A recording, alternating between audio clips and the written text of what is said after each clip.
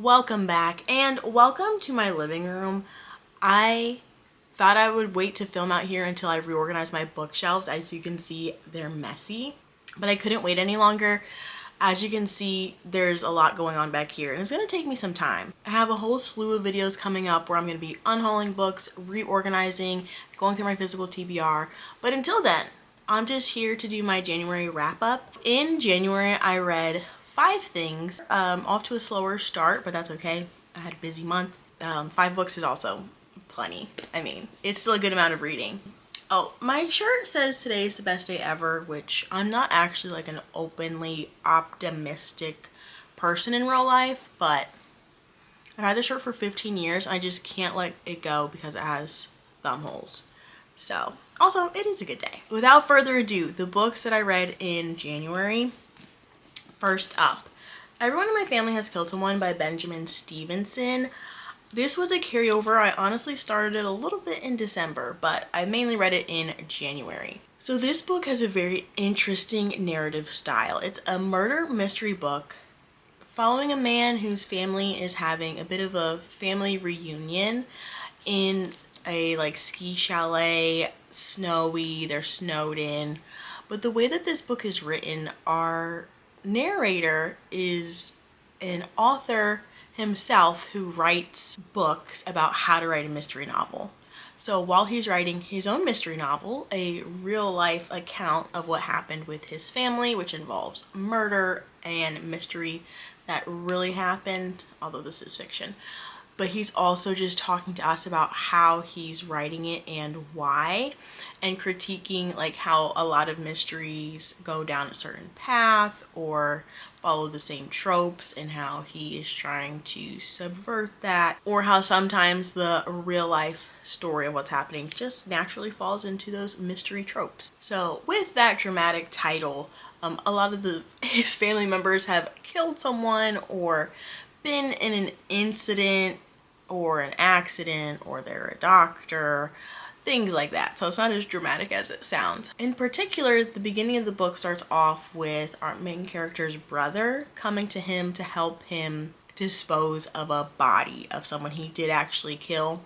And our main character instead turned him into the police. So a lot of his family does not like him. They feel like he betrayed his brother, his family, but now they're all reuniting for his brother's release from jail or prison. We have a lot of interesting family dynamics going on here, and then a lot of fun ways that things are revealed, of course, because the author narrator is trying to tell it in an interesting way. So I thought it was fun. I thought it was a little annoying sometimes, honestly. As the book went on, I was just like, okay, let's get to it. Not everything has to be cheeky and cute, but it was fun. I liked the style. I do plan on reading the next one. I think that I could actually like the next one better because it is everyone on this train is a suspect, and it's following a group of authors on a train ride.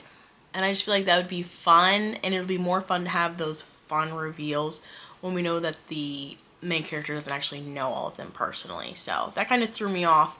His portrayal of the characters that he already knows because they're his family, it just felt like we weren't on the same playing field of who knew what. So I'm looking forward to the sequel, and this was still pretty good. I think I gave it 4 stars, so this was a fun first book of the year.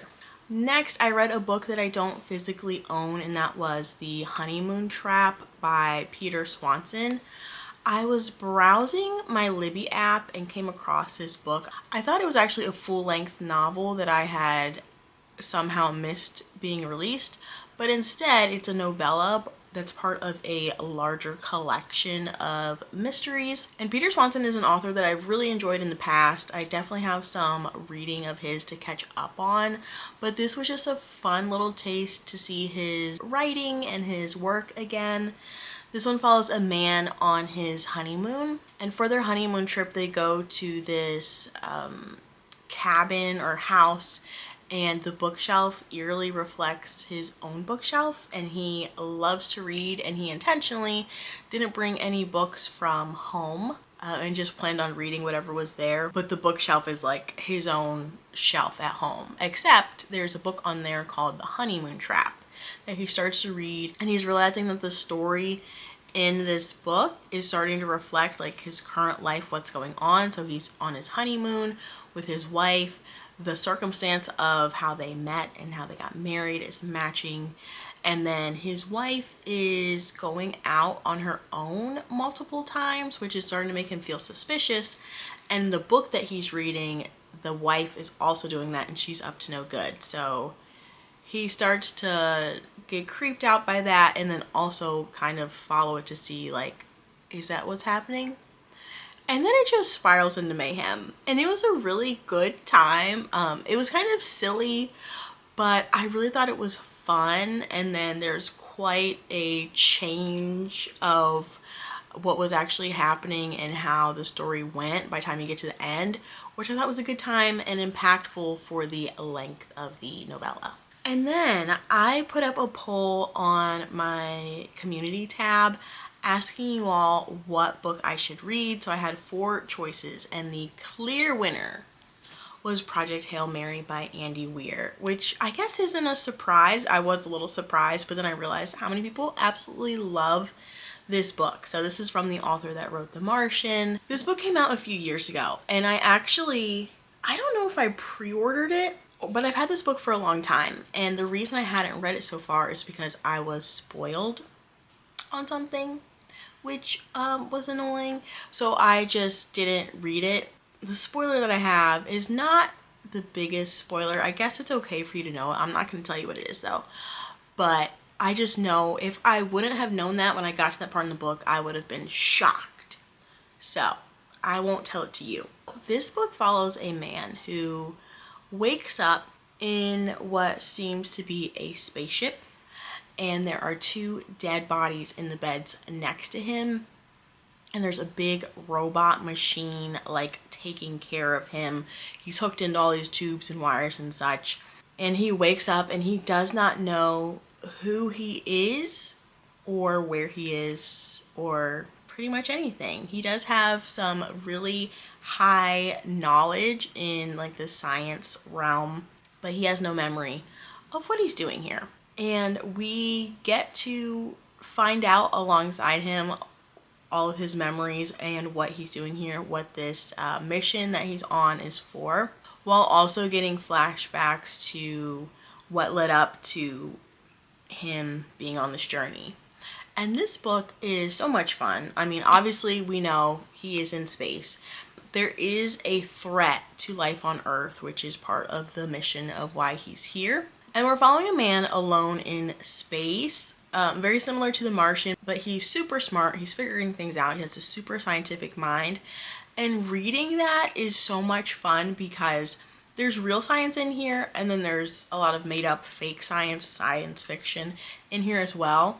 But you can tell that the science fiction stuff is so based on real science, or at least Andy Weir is tricking me into thinking he is a science genius, because I was literally reading this book and sometimes I'm just like, wow, he is so smart. This man is so smart. The fact that he could write this, I just love so much of the science in it. It was so fun. So this book does have a little bit of a controversial ending. Even people who love the book may not love the very end of it, but I really liked how it ended.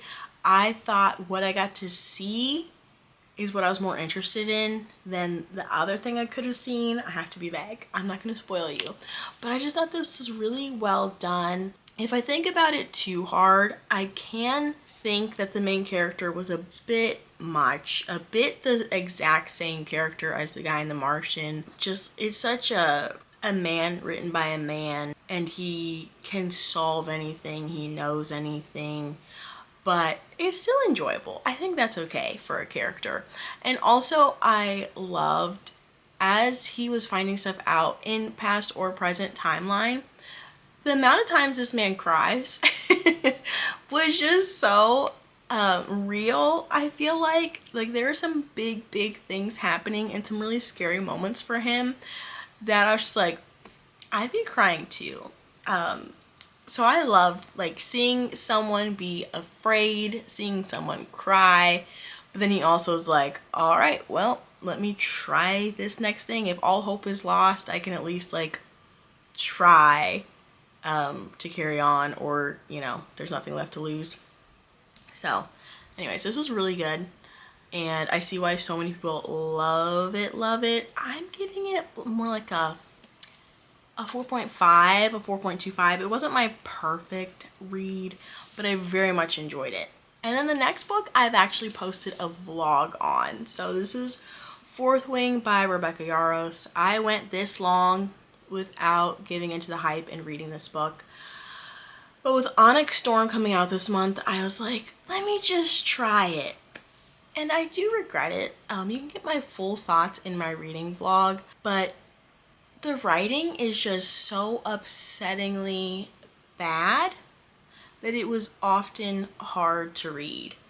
And I thought that maybe the writing would be bad, but it'd be like a fast-paced page turner.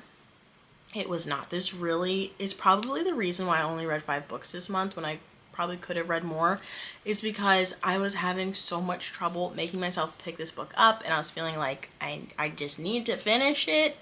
I should have DNF'd it, but there were a couple moments in this book where I thought I might like it.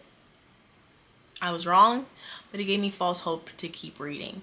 So if you don't know, this book follows Violet as she enters a war college to train to be a dragon rider. Her mother is like a top lieutenant in the military, and she had trained her whole life to be a scribe, like a historian, with her father, but her father died and her mother redirected her to instead train to be a dragon rider. And it's a very deadly program. People die every single day that are enrolled in this class, but she's determined to try her best, try to succeed, and she has some physical ailments that really hold her back and prevent her from being as physically fit as the rest, but she finds ways to work around that or get through it and become a dragon rider. And it sounds like it could be good, but it is a romantasy, so we're very focused on her relationships with men in this book, which is fine, but I just did not find it that interesting. And then the way that the story was told was so hard for me to read. So the way that time moves in the story is so clunky. The dialogue is messy. Exposition is horrendous. The way that we learn information here is almost embarrassing. Like, I'm very surprised that Rebecca Yarros has published a bunch of books before this one. They weren't obviously very well known, but they were getting published, and this one got published. And I have a lot of complaints about this book. I don't think it's very good at all. Like, literally at all. Yes, there were some interesting ideas, but even her interesting ideas were not explained very well. And there's so many functions in this world that we never are explained. For example, what's a signet? Okay, what is a relic? How do they form? What do they really look like? I mean, obviously I can guess they're like a tattoo of sorts. But just explain it. Explain where these magic powers are coming from. Explain, I mean, so many things weren't really explained, and we're very much leaning on us knowing how fantasy stuff works to like piece that together ourselves. It was just so bad. But after all those complaints, I do have to say, just like I said in my vlog, I'm glad this book exists. It's actually a perfect book because it was somehow so successful and so many people found it accessible as an entry into reading fantasy books or into reading in general. So millions and millions of people have read this book and loved it. Millions of people have read this book and realized that they like to read now. So this book is actually perfect, and I thank it for its service, but it is not for me, and I will not be continuing on with the series. And then the last book I finished in January was Just Another Missing Person by Gillian McAllister. This is the same author of Wrong Place, Wrong Time, which I absolutely loved whenever that came out. This is her follow-up after that that's not quite as good, not quite as big in the world, but this one still was good. It still had a very good story, just not as exciting as Wrong Place, Wrong Time. That was a treasure, a diamond, a special event. But this book follows actually 3 parents. So we have one who's a detective, or we're in England, so a DCI, who is working on a missing person case, but also dealing with something bad that her daughter did, and then she also participated in and made worse, honestly. How that's like distracting her from her work and some of the consequences that come with what she did. And then we're also following a father of a missing woman and his desperation to get her back. And then we're also following another mother whose son has been accused of a crime. So we're getting these 3 different parent perspectives, and what makes this more interesting than a regular thriller, which I think is kind of Gillian McAllister's perspective when writing thrillers, is half of the point is the reveals, is the mystery, is the thrilling elements, but half of her point of the books that she writes is to explore family dynamics, explore things that are deeper than just a fun, fast-paced thriller. So reading the perspectives of these different parents and these different circumstances that they're in, but seeing all of them experiencing like what they will do to protect their children, to keep their children safe, and what they'll do when their children has done wrong, and how sometimes the right thing and being a parent don't always coincide, which is very interesting.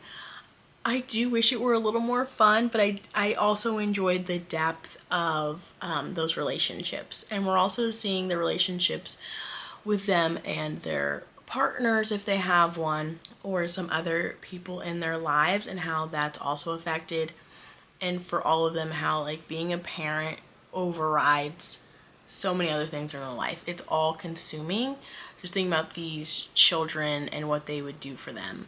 But also fun to read because all of their children are adults, so that does add an element of them being their own person and under their own control, and how they're making decisions in the world and how that affects their parents. So the story is focusing on our DCI, Julia. And at the beginning, we get to see how much she loves her job, and how much her job has taken over her life and ruined her marriage, possibly. But it's so worth it to her. She loves solving crime. She loves helping people. But at the beginning, a man tells her that he needs her to frame someone for murder. And if she doesn't, he will expose what her and her daughter did. So something really bad that you end up finding out they did. So she's now deciding if she's going to be corrupt for the first time in her life in order to protect her daughter. And then also trying to solve that crime of this missing woman that she's supposed to frame someone for being the murderer of. So it is a good time. I ended up giving it 4 stars, so not as good as Wrong Place, Wrong Time, which was 5 stars. So if you're going to read one of those, read Wrong Place, Wrong Time. But not my most successful reading month so far. I read a lot of good books, one really bad one, but no 5 stars yet this year. I will be changing that. I will be in February. So thank you guys for watching. Please let me know what books you read in January, which ones were your favorite, which ones you might recommend based off of what I've liked here. And thank you all so much for watching, and I will see you again very soon in my next video.